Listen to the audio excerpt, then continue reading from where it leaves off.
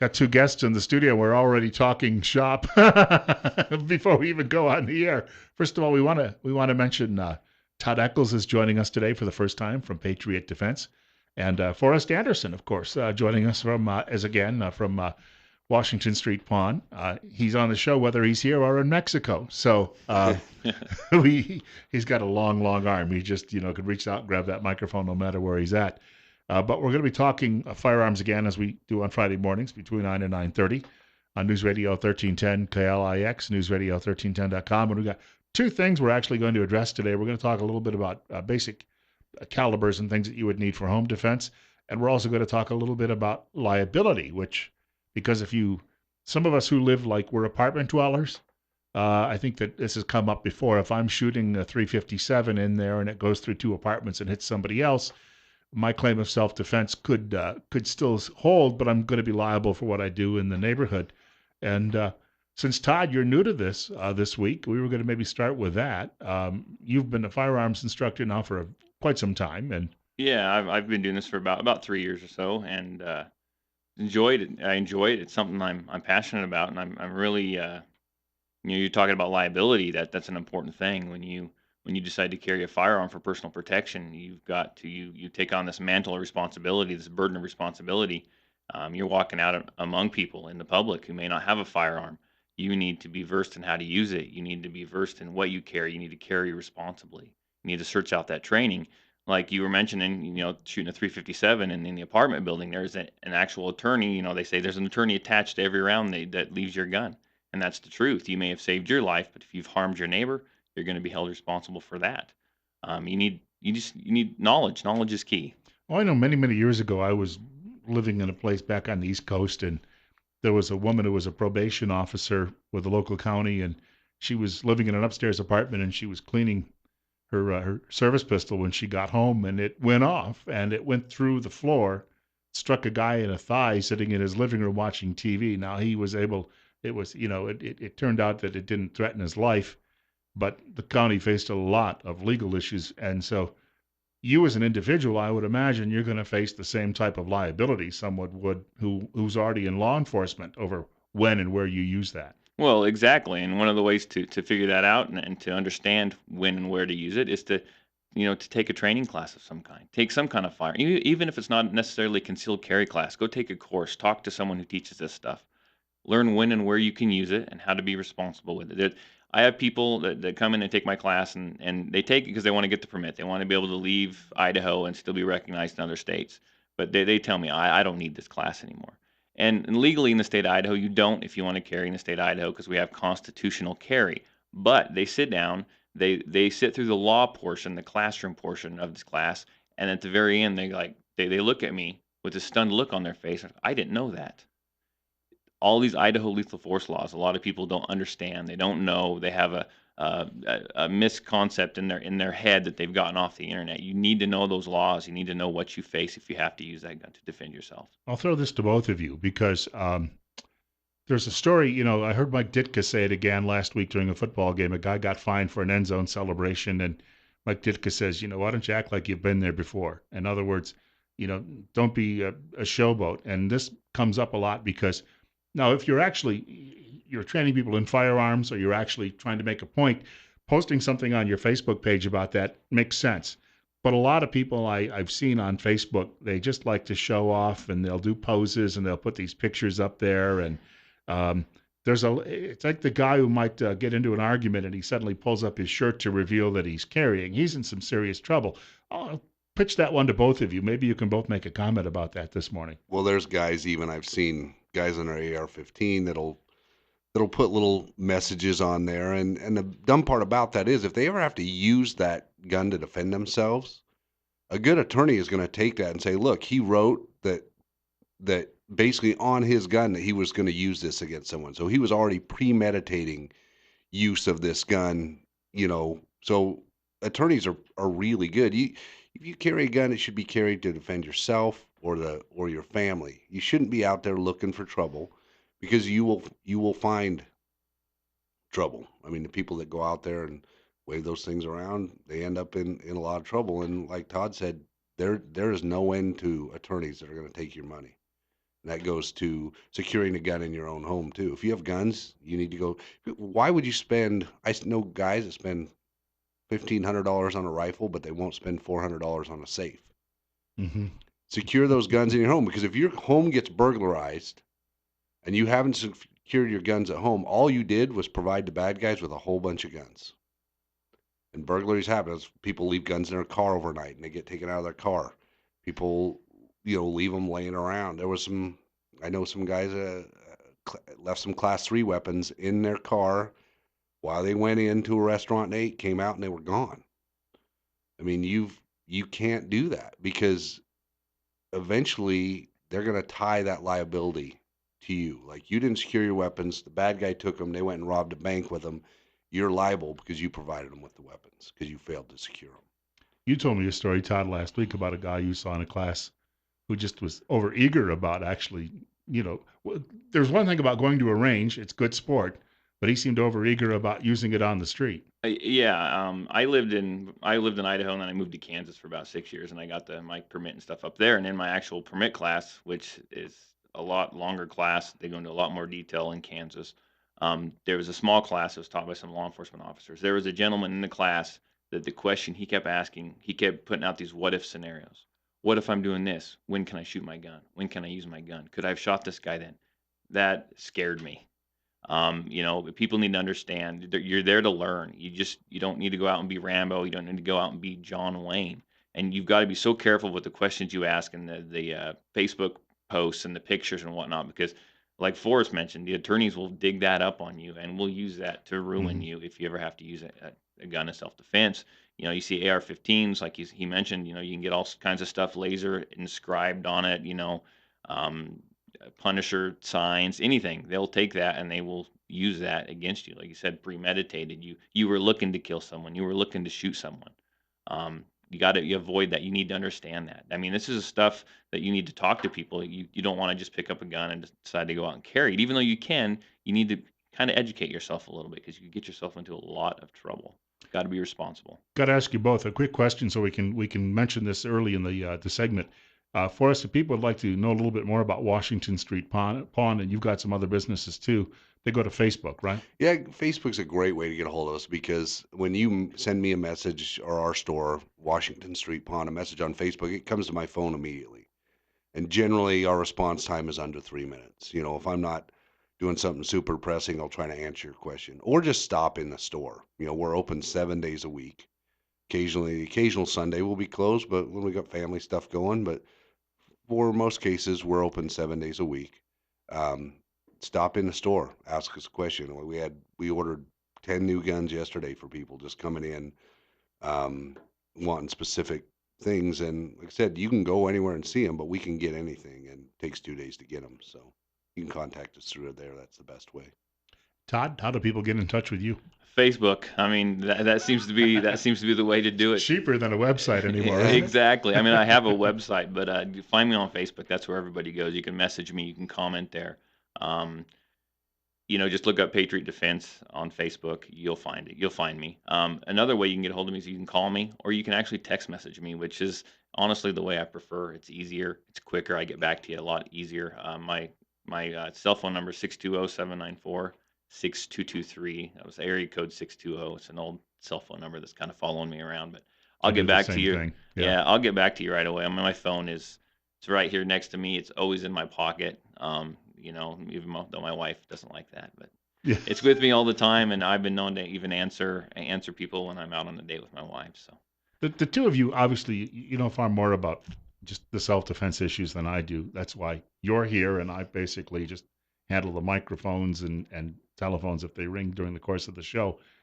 We were talking off air about when you're involved with home defense, it though, and I referenced 357 would not be proper for where I live, but someone coming in who's looking at home defense, and most people, I think, in this day and age, that's the primary concern they have, is that Forrest, you had mentioned that you've got to match up that with not only your personal needs, what you can handle, but also where you live. I mean, you just one gun does not fit all. And it depends on your application. If you don't see yourself concealed carrying, I want a gun for the home.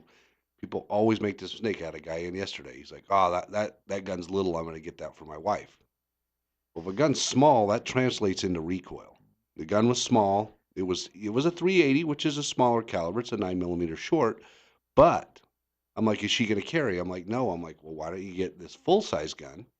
First of all, it's going to be more accurate. Going to be easier for her to handle. It's got a longer sight radius. I mean, it's got everything built. When you go shoot competition, you don't see anybody running around with a subcompact shooting competition with those. The reason they shoot bigger guns is they're easier to handle and they're easier to be accurate with. So it depends on your application. Buy the right caliber in the right size gun for your application, and that's all stuff that we can help you determine. Are you going to carry it? No, I'm not. Okay, no, well, now we can look at a bigger gun. If you're going to carry a smaller gun, then yeah, I recommend small guns because people get big ones. They won't end up carrying them because after 3 days, they're like, this is uncomfortable. So they end up leaving it in their car. They leave it at home. And then when they need it, they don't have it. So I recommend if you're going to carry every day, carry something small and light that you can be accurate with. And I'm not even that picky about caliber. We sell a lot of 22 Magnums and we sell a lot of 22s because honestly, the FBI has tested this for years and years. They had charts about, they use terms like knockdown power and all these things. The only shot that matters is the one that hits the target. And if you're not like super skilled, then if you're at your average everyday carrier, when you pull that gun, the thing you should be concerned about most is a like we talked about legal issues. Is this a justified time to shoot? And B, can I hit the target? And it doesn't matter with what. You'd be better off hitting with a high powered air pistol than you would be missing with a 454 Casull. And that's really what I tell people is boils down to, can you be accurate with the gun that you select? Forrest Anderson and Todd Eccles are in studio with us this morning. We have a break coming up in about 30 seconds. They'll be here for another 10, 15 minutes or so. I want to point out, too, if you'd like to reach them and you got a comment or question for them, maybe something dealing with liability issues, especially this morning, that would be the time to do that. Talk to us on the other side of the break. The telephone number is 736-0300. That's 736-0300. And, of course, you're listening to News Radio 1310 KLIX and newsradio1310.com.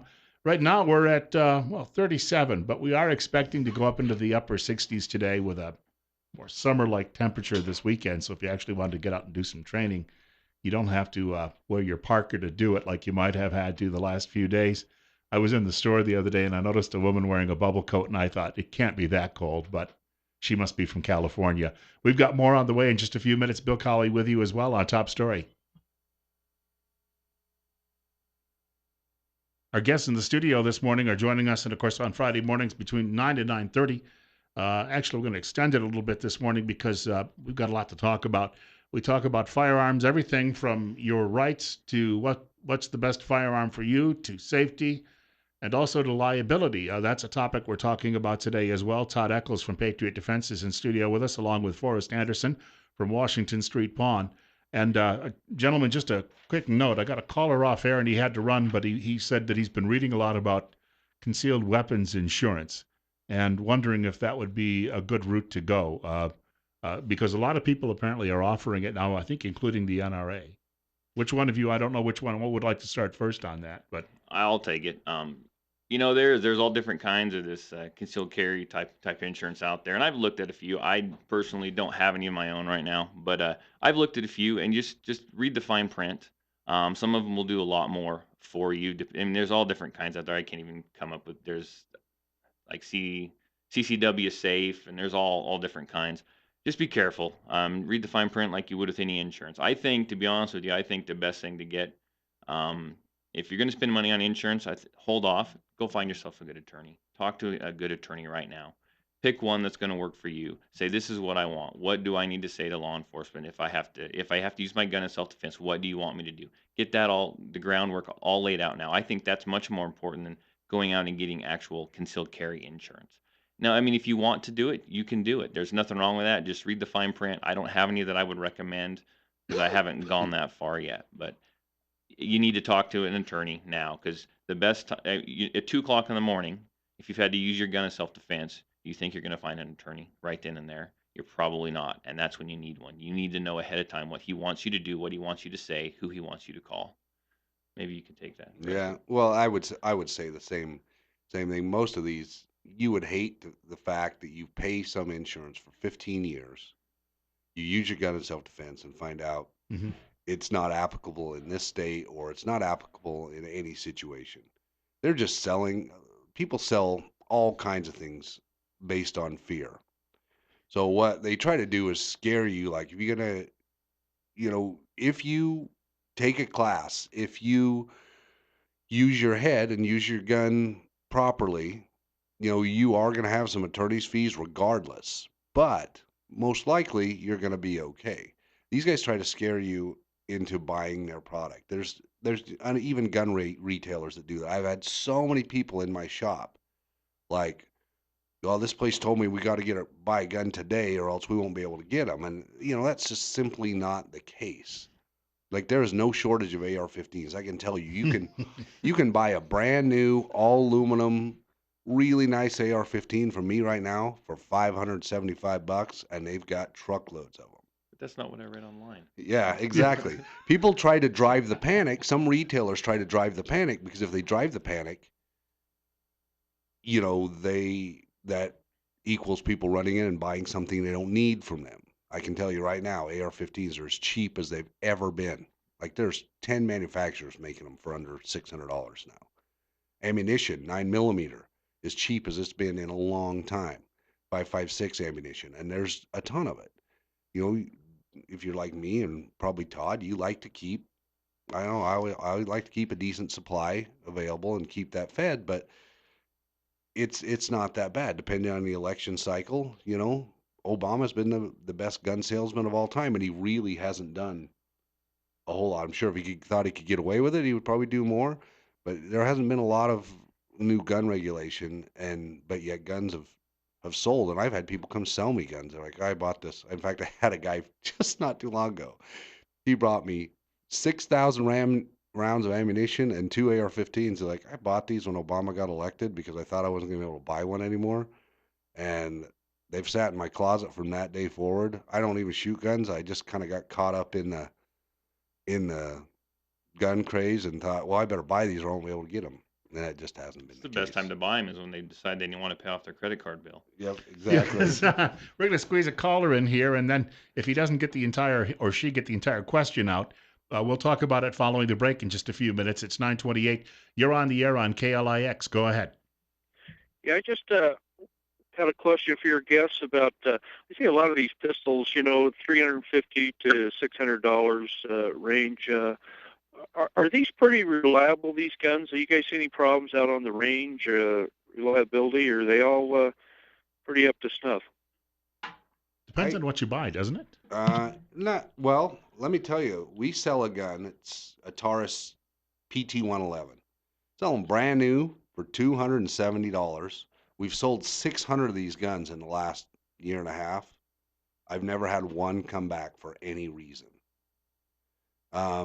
There are some guns, Kimbers. I love Kimbers. Are beautiful guns, but in my experience, they are one of the most finicky guns out there. You have to choose the right ammunition. You have to, they're finicky in what they shoot, and they cost over $1,000. Price does not necessarily relate to quality, but I would say ask somebody that knows. Police carry Smith & Wesson M&Ps. They carry XDs. They carry Glocks. None of those guns are really very expensive. They're in the $400 to $600 range. Hold on to that thought for a moment. We've got more coming up in just a few minutes. Forrest Anderson and Todd Eccles joining us in studio. Forrest, of course, from Washington Street Pawn, and Todd from Patriot Defense, talking firearms and firearm safety, liability this morning. And it's 40 degrees right now at 9:30. Bill Colley with you as well on Top Story on News Radio 1310 KLIX and newsradio1310.com.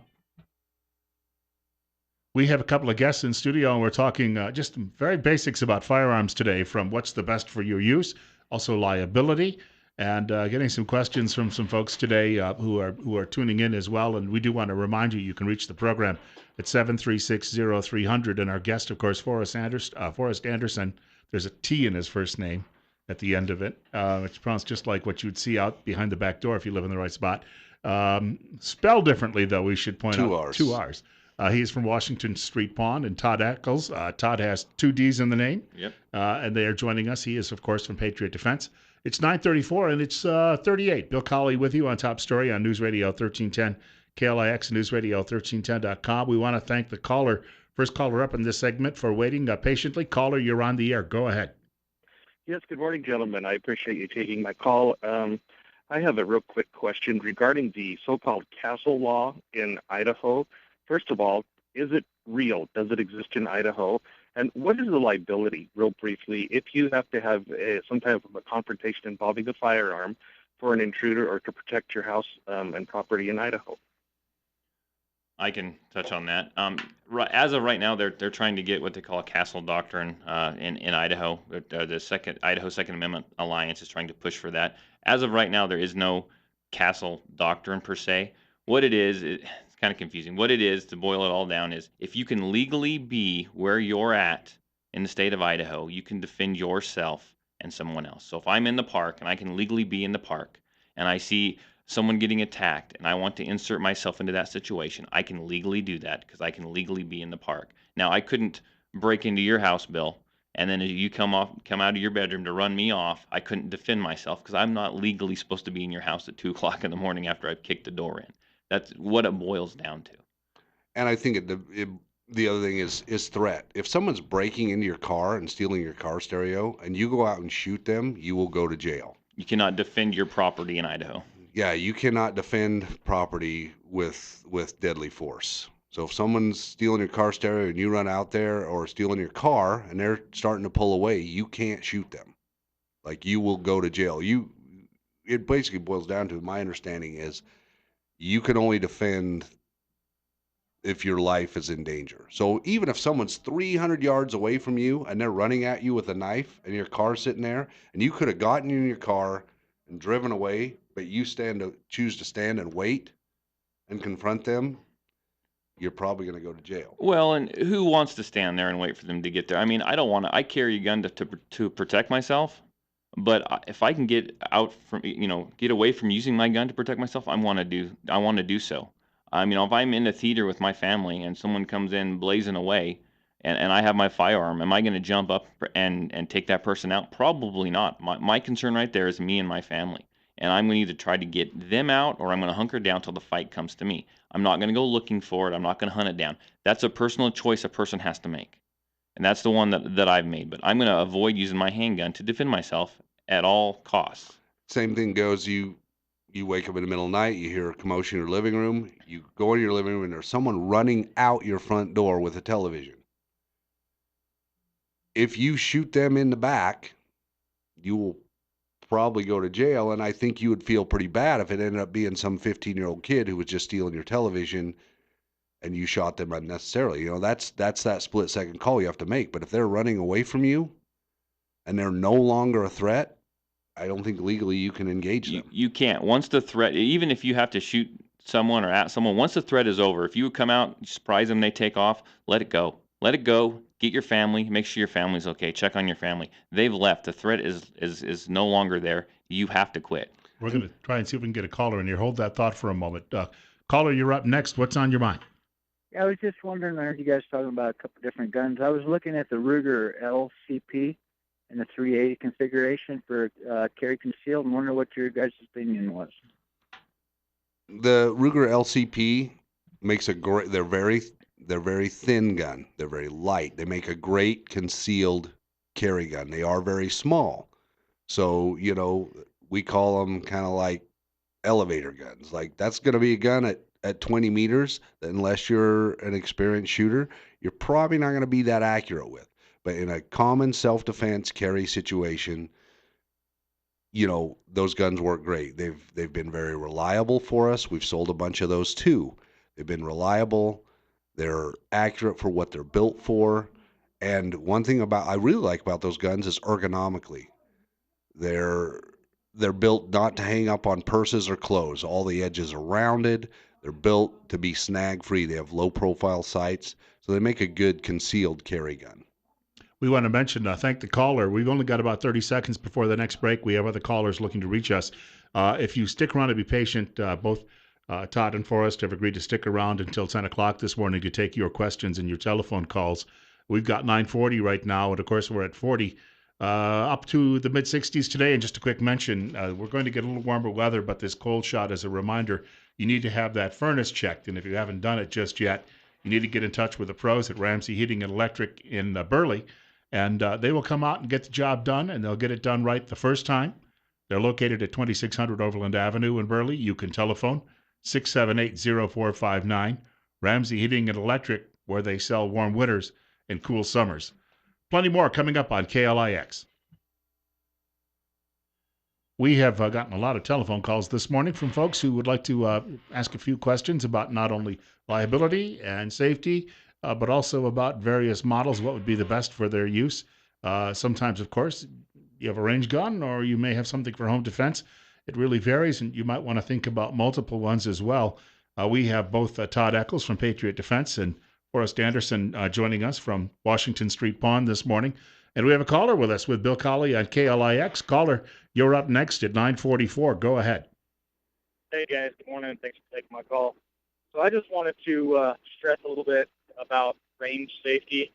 I had an experience yesterday, actually. I was out at the Jerome range, beautiful range, sighting in my new rifle and scope. And my experience out there is there's a lot of guys who use different range commands. Some people don't use range commands at all. And so there was one point where I called for the range to be clear to go down range, switch out target. And, of course, I got a call back, range clear. And we went down, we changed targets. And then about 30 seconds after we got back to the bench, somebody said, the range is live. And I start seeing people shooting. And then about 30 seconds after that, some guy comes walking out from the 100-yard berm who had been back there at the 200-yard range, and nobody saw him.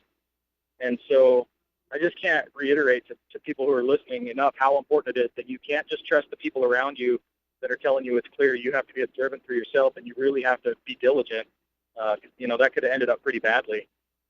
Yeah, there's a video circulating on Facebook right now of a competition. And this is a regular USPSA competition. And they click go on the timer, and this guy he probably lets 25 rounds go down range, and they come around a corner, and they're just those snow barrier walls, wouldn't stop a bullet, wouldn't stop a BB gun.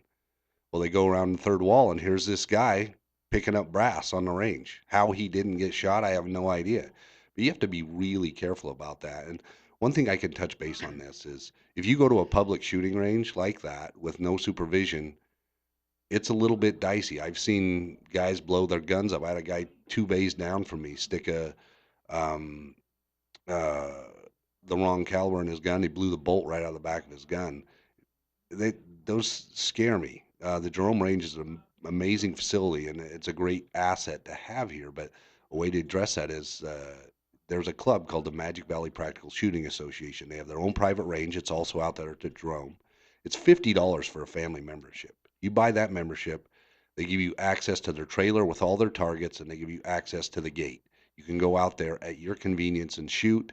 And most of the time, if you go during the week, you'll be out there all by yourself. And so you don't have to worry about other shooters. It's a great way to invest if you want to train with your kids, you want to train with yourself, you want to sight in your guns. If you're a gun enthusiast at all, they have competitions the first and third Saturdays of every month. So if you want to get proficient with your handgun, go take a class from Todd, learn what you're doing, go to Patriot Defense, then join that club, and you can actually get real-time practical training on your own. You can go out there with a timer, and they've got walls set up, and they've got barriers, and you're moving around those, doing mag changes, doing reloads. It's a great way to practice and have fun at the same time once you've gone to a trainer to show you what you're doing. You got to figure out, too, if we train kids to drive because they're technically driving a 3,000-pound weapon.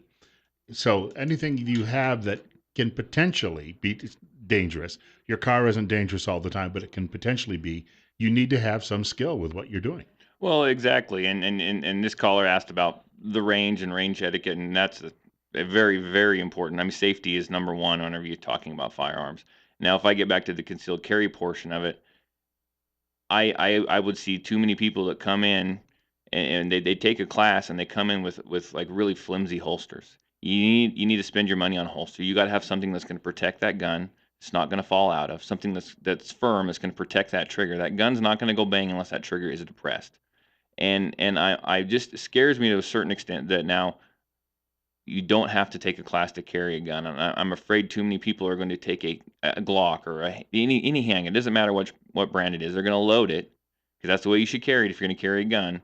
Typically, loaded, ready to go, and they're just going to drop it in their pocket. They're going to tuck it in their waistband. There's going to be nothing protecting that trigger. They could be in town and an accident could happen. So they could be harmed. Someone else could be harmed. You've got to ask around. You've got to learn. You've got to educate yourself. You need a proper holster. You need the proper things.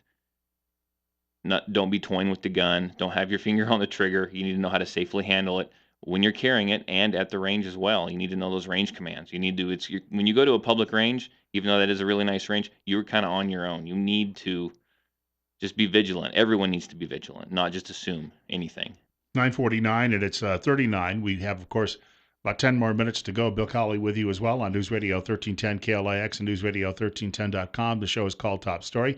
Todd Eccles from Patriot Defense, and, of course, Forrest Anderson from Washington Street Pawn joining us in studio. And, Forrest, you were mentioning during the break quickly, too, that a lot of times with guarantees on firearms that you make, you're not necessarily replacing the pistol or the revolver or even imagine we're talking sometimes long guns too that people bring in to have replaced.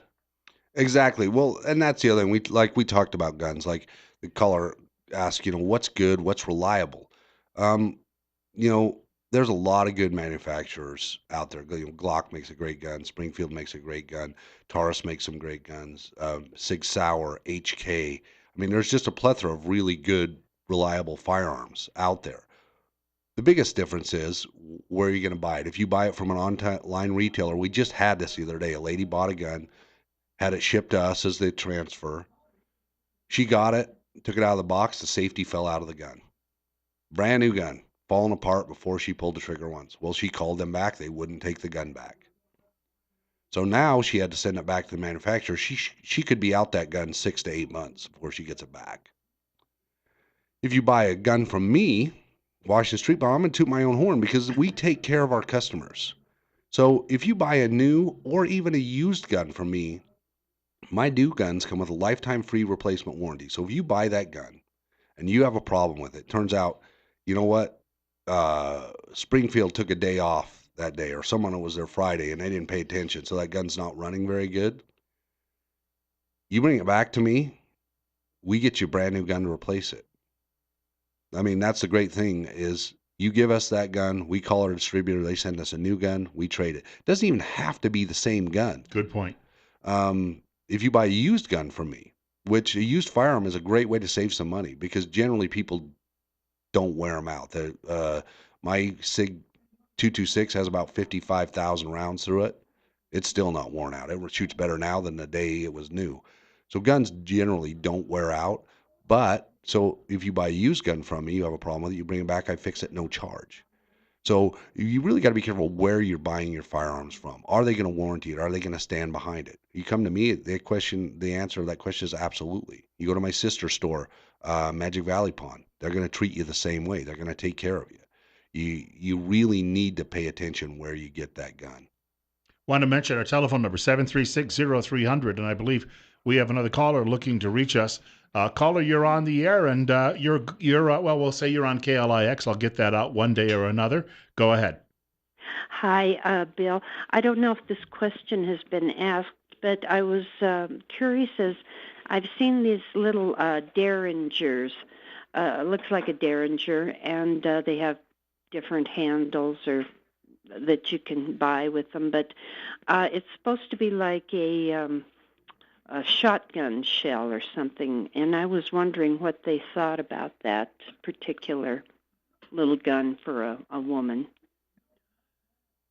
I think I understand exactly what you're talking about, and it depends. Are you going to carry it? I guess the question is, are you going to carry it? Is this for home defense? I mean, what exactly is this for? It would be carried in the purse. I heard they were from Texas. They had interchangeable parts, but it was small enough, and I just thought of like you were being attacked at, in your vehicle or someplace that I heard it scatters. Yeah, you're probably talking about. I mean, just taking a wild guess here. You're probably taking if they're out of Texas. You're probably talking about the Bond arms, and you can get different barrels for them Right. and switch them out to different calibers. They're a quality gun. Typically with those, you're gonna have depending on how it's set up, you're gonna have one or two shots. It's not gonna be a bad gun. Just understand that if you use that one and it's gonna be in a little shotgun form, and it's that little, it's gonna have some pretty good recoil to it. You're gonna feel it. You're gonna know that it's there. Have you ever shot one before? No, I just had seen them advertised Y- on television and in my NRA Yeah, magazine, and so I wondered yeah, what good. you thought of it or if you knew anything. I've shot little derringers before, not necessarily those ones. Just be aware of the recoil, and it may, if you're looking to buy a gun, you can go over to Washington Street Pawn and talk to Forrest, and see what else is out there. See what else they have to offer, and then you can kind of compare everything all together and get something that fits you. Not that won't fit you, but I do know that's going to have healthy recoil enough that I'm probably not going to want to pull, even at the range, pull the trigger more than a handful of times, especially in the shotgun formation. I've shot little derringers, not that kind that had a shotgun shell in them, and they're snappy.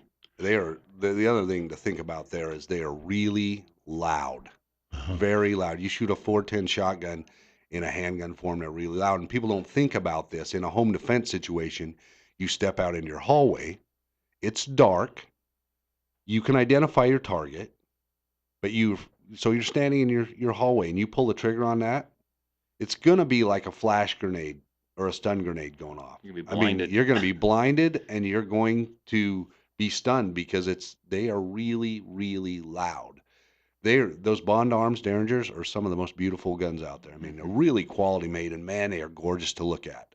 But to note, they make that gun in 22 Magnum, which will not have any recoil.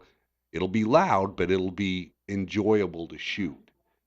So if you like that idea of a Derringer, they make it in other calibers. But then understand too that you're limited to rounds.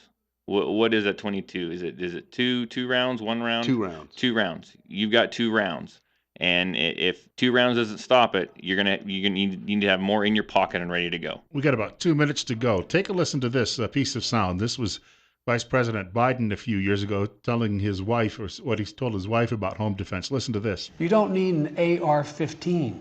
It's harder to aim, it's harder to use, and in fact, you don't need 30 rounds to protect yourself. Buy a shotgun. Buy a shotgun. So if you step out on the back porch, let's say you live out in the country somewhere and you don't have anything but sky behind you, a shotgun's probably pretty good defense. But again, it gets back to where you are, what works best versus what doesn't, right? I'm a big fan. I'm not a big fan of Biden, but I'm a big fan of a shotgun for home defense. First of all, you got to realize if you have kids in your house, you've only got two things of sheetrock between your room and maybe four and the people in the next room. If you load a shotgun correctly with the right ammunition, I load mine first round is a slug because if I have to make a one shot accurate shot, like an over the shoulder shot or something like that, I've got the first round is for that. After that, I start smaller shot up to 1 ounce slugs because usually if you're in a gunfight, the distance is going to increase. People are going to find cover. You're gonna slowly get a little further away. So I load my gun for that situation because if I got to take a couple of quick shots in the home, I've got loads in there that won't penetrate. They'll take care of the threat, but they won't penetrate two walls of sheetrock with enough velocity to kill maybe someone else in the other room. Got about a little under a minute left. Very quickly, for people who'd like to know a little bit more about Washington Street Pawn, what's the Facebook page? It's just Washington Street Pawn. I also want to touch base on the Magic Valley Practical Shooting Association. They're on Facebook, or we have their poster hanging in our store. If you want a place to go to train after you've taken Patriots Defense's class, come in, go out there, and the people are really nice. You need a couple mag pouches, your gun, and a couple mags. Buy the membership. You've got a private range you can go train on whenever you want. And And again, for people who'd like to get in touch with you, Todd, Check out Patriot Defense, my Facebook page. You can also call or text me at area code 620-794-6223. we're going to have to do this again because with the way the phones were going today, we could do this for 3 hours. So there's a lot of interest in this subject. We've got Rush Limbaugh coming up in just a few minutes. And just a quick note, God willing, if the creek don't rise, I'm back here between 8 and 10 o'clock next Wednesday morning. Steve Millington will be here on Monday and Tuesday filling in for me. I hope you all have a great, great weekend.